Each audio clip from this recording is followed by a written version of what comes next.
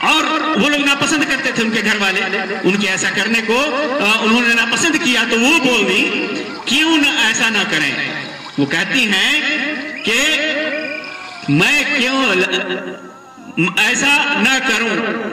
انی سمعت نبی و خلیلی یقول، کہ میں نے اپنے نبی اور اپنے خلیل صلی اللہ علیہ وسلم کو فرماتے ہوئے سنا ہے، ما من مسلم یدان دینن، جو کوئی بھی مسلمان ایسا نہیں جو قرض لیتا ہو، یعلم اللہ منہ انہ یرید اداءہ، اور اللہ جانتا ہو کہ اس کو ادا کرنا چاہتا ہے، اس کی نیت کیا ہے؟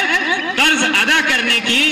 الا اداہ اللہ عنہ فی الدنیا، مگر اللہ تعالی اس کو دنیا ہی میں اس کو ادا کرا دے گا. یہ یعنی جو آدمی قرض لیتا ہے ادا کرنے کی نیت سے، تو اللہ تبارک و تعالی اس کی ادائیگی کا راستہ پیدا کرے گا. اس روایت میں جو دنیا کا لفظ ہے، پھر دنیا، محدثین نے اس روایت کو صحیح قرار دیا. خاص طور سے علامہ البانی رحمۃ اللہ علیہ نے کہا کہ یہ روایت صحیح ہے سوائے پھر دنیا کے لفظ کے.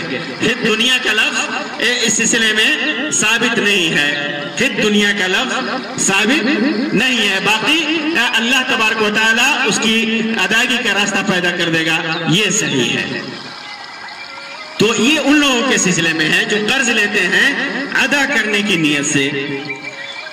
اب رہ گئی بات ان لوگوں کی جو قرض لیتے ہیں لیکن ان کی نیت ادا کرنے کی نہیں ہوتی ہے. تو اس سلسلے میں آئیے دیکھتے ہیں کہ کون سی روایتیں ہیں، کتنی بھیانک ہے اس کی سزا. صہیب الخیر سے روایت ہے، ابن ماجہ کی سنن ابن ماجہ کی روایت ہے. صہیب الخیر سے فرماتے ہیں اللہ کے رسول صلی اللہ علیہ وسلم نے ارشاد فرمایا، ایما رجل تدین دینا وهو مجمع الا يوفيه اياه لقي الله سارقا. غور کیجئے کتنا بھیانک اس کا گناہ ہے. صہیب الخیر رضی اللہ عنہ کہتے ہیں کہ اللہ کے رسول صلی اللہ علیہ وسلم فرمایا، جو قرض لے اور اس کو ادا کرنے کی نیت نہ رکھتا ہو، وَهُوَ مُجْمِعٌ أَلَّا يُوَفِّيَهُ إِيَّاهُ، قرض لیتا ہے اور اس کو ادا کرنے کی نیت نہیں ہے، تو اللہ تبارک و تعالیٰ سے ملے گا اس حال میں کہ وہ چور ہوگا. ایسا آدمی چور ہے جو قرض لے اور قرض لے کر کے اسے ادا کرنے کی نیت نہ ہو. امام ابن ماجہ نے اس کو روایت کیا اور علامہ البانی نے اس روایت کو حسن صحیح قرار دیا ہے. اسی طرح ایک روایت ہے ثوبان رضی اللہ تعالیٰ عنہ کی روایت، جو اللہ کے رسول صلی اللہ علیہ وسلم کے مولا تھے. فرماتے ہیں کہ اللہ کے رسول صلی اللہ علیہ وسلم نے فرمایا کہ من فارق الروح الجسد وهو بريء من ثلاث دخل الجنة من الكبر والغلول والدين. فرماتے ہیں کہ جس کی روح بدن سے جدا ہوئی اور وہ تین چیزوں سے بری ہو، اور تین چیز کیا ہے؟ غرور یعنی گھمنڈ، خیانت اور قرض، ان تین چیزوں سے پاک ہو تو وہ جنت میں داخل ہوگا. اسی روایت میں امام ترمذی نے، امام ابن ماجہ نے ذکر کیا ہے، علامہ البانی نے اس کو صحیح قرار دیا ہے. قرض ادا نہ کرنے کا ایک انجام دیکھیے کتنا بھیانک انجام ہے. یہ روایت سنن ابن ماجہ کی ہے اور علامہ البانی نے اس کو صحیح قرار دیا ہے. سعد ابن اطول رضی اللہ تعالیٰ عنہ کی روایت ہے. فرماتے ہیں کہ ان کے بھائی وفات پا گئے، سعد ابن اطول کے بھائی وفات پا گئے، اور ترکہ میں انہوں نے 300 درہم اور بال بچے چھوڑے. ان کے پیچھے وفات پائے، سعد ابن اطول کے بھائی وفات پائے اور انہوں نے اپنے پیچھے 300 درہم اور بال بچے چھوڑے. تو وہ کہتے ہیں کہ میں نے چاہا کہ ان درہموں کو ان کے بال بچوں پر صرف کروں، ان کے بال بچوں پر خرچہ کروں. اور تو نبی اکرم صلی اللہ علیہ وسلم نے فرمایا کہ تمہارا بھائی اپنے قرض کے بدلے قید ہے.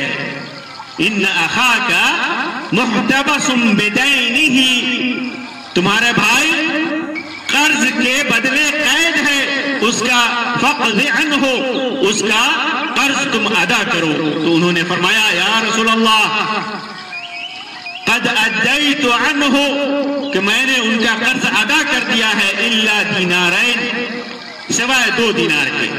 سارے قرض ہم نے ادا کر دیے سوائے 2 دینار کے. ادعتہما امرأۃ جس کا دعویٰ ایک عورت نے کیا تھا کہ تمہارے بھائی نے مجھ سے قرض لیا تھا 2 دینار ولیس لہا بینہ لیکن اس کے پاس کوئی گواہ نہیں کوئی دلیل نہیں. تو اللہ کے رسول صلی اللہ علیہ وسلم نے فرمایا فاعطها فانها محقہ اسے دے دو اس کا قرض اسے دو وہ سچ بول رہی ہے. اسی طرح ابو ہریرہ رضی اللہ تعالیٰ عنہ کی روایت ہے جسے امام ترمذی نے امام ابن ماجہ نے امام احمد نے تھوڑے الفاظ کے اختلاف کے ساتھ ذکر کیا ہے. علامہ البانی نے اس کو صحیح قرار دیا ہے.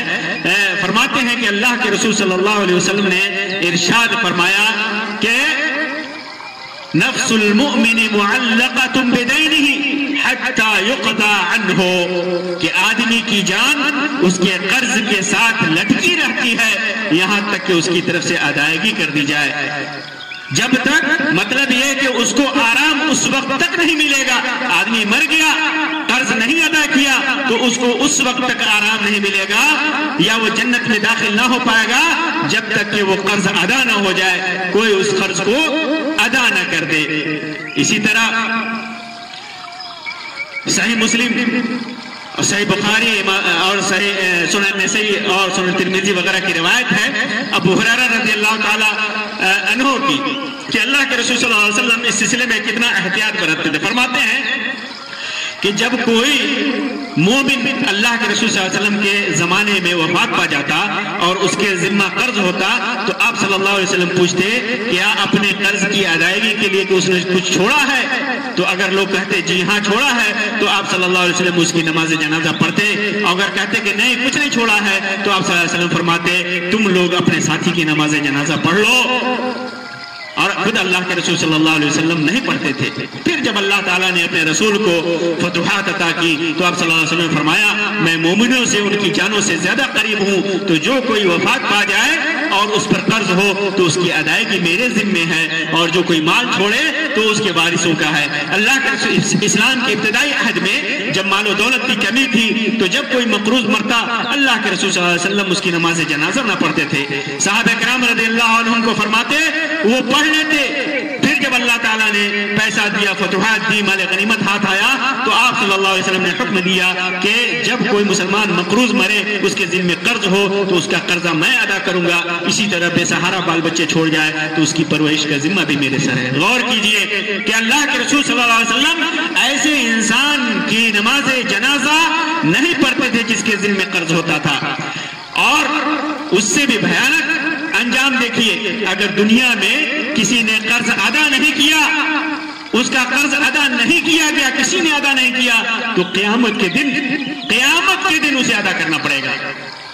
ایک روایت امام ابن ماجہ نے اپنے سنن کے اندر ذکر کیا ہے عبداللہ ابن عمر رضی اللہ تعالیٰ عنہ سے جسے علامہ البانی نے صحیح قرار دیا ہے. فرماتے ہیں عبداللہ ابن عمر رضی اللہ عنہما کہ اللہ کے رسول صلی اللہ علیہ وسلم نے فرمایا من مات وعلیہ دینار او درہم قضی من حسناته لیس ثم دینار ولا درہم کہ اللہ کے رسول صلی اللہ علیہ وسلم نے فرمایا جو مر جائے اور اس کے ذمہ کسی کا کوئی دینار ہو یا درہم ہو تو قیامت میں جہاں دینار اور درہم نہیں ہوگا اس کی نیکیوں سے ادا کیا جائے گا. تو غور کیجئے کہ قرض ادا نہ کرنا کتنا بڑا گناہ ہے. دنیا میں اسے ادا کرنا پڑے گا اس کی روح معلق ہوگی اسے آرام نہیں ملے گا یہاں تک کہ اسے اس کا قرض ادا نہ کر دیا جائے. اگر دنیا میں نہیں ادا کیا جاتا ہے تو قیامت میں اس کی نیکیوں سے لیا جائے گا اور بعض روایتوں کے مطابق اس کی نیکیاں ختم ہو جائے گی اور قرض ادا نہیں ہوگا تو پھر جس کا قرض لیا ہے اس کے گناہ اس کے اوپر لاد دیے جائیں گے. کمال ہے اتنا بڑا گناہ ہوتے ہوئے بھی لوگ اتنا بے احتیاطی برتتے ہیں. جہاں قرض لینا ایک ضرورت ہے قرض لینا مشروع ہے قرض لینا والوں کے ساتھ اللہ ہوتا ہے قرض لینے کی ادائیگی کی نیت ہو تو اللہ اس کا مددگار ہوتا ہے اسے توفیق بخشتا رہتا ہے. وہیں پر قرض نہ ادا کرنے کی صورت میں کتنا بھیانک اس کا انجام ہوگا. ہمیں اس کی کوئی پرواہ نہیں ہوتی کہ ہمیں قرض ادا کرنا ہے یا نہیں کرنا ہے. اللہ تبارک و تعالیٰ سے دعا ہے کہ اللہ تبارک و تعالیٰ ہر طرح کے گناہوں سے ہمیں بچائے. اللہ تبارک و تعالیٰ ہمیں سیدھے راستے پر چلائے. ہمارے اوپر جو قرض ہے لوگوں کا, اللہ تبارک و تعالیٰ اس قرض کو صحیح طریقے سے وقت پر ادا کرنے کی توفیق عطا فرمائے, کوئی سبیل اور راستہ بنائے. آمین یا رب العالمین. وآخر دعوانا ان الحمد للہ رب العالمین وصلی اللہ علی خیر خلق وسلم. والسلام علیکم ورحمۃ اللہ وبرکاتہ. الحمد للہ.